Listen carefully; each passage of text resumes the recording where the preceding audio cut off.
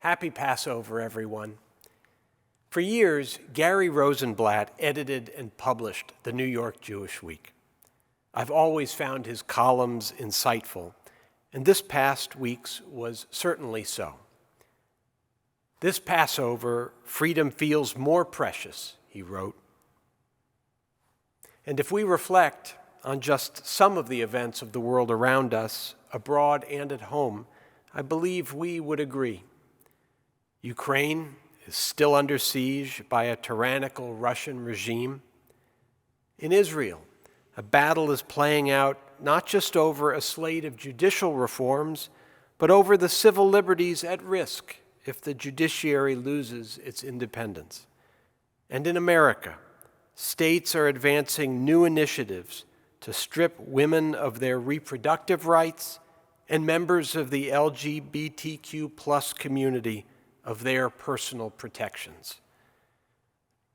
The Hebrew for Egypt, Mitzrayim, derives from the same root as Meitzarim, narrow straits, places of confinement. These can be basements serving as bomb shelters. They can be courtrooms where outcomes are predetermined. They can be medical clinics that refuse care. And they can be high schools where children are afraid to reveal their true selves. For far too many people, Mitzrayim is not past history, but present reality. Freedom indeed feels more precious this Pesach because many freedoms are now at risk.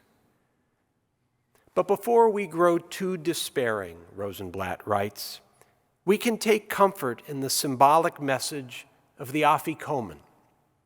Recall how, as the Seder begins, we break the middle matzah to acknowledge the brokenness of the world. But then, rather than discard half that matzah, we hide it, and the Seder is not complete until we search for it.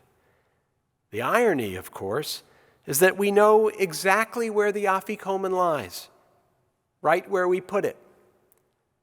The solutions we seek to mend this world are out there, as near to us as the Afikomen.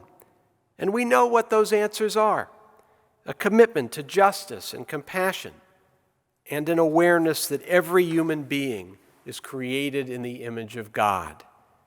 May this be the year we do the work of finding them.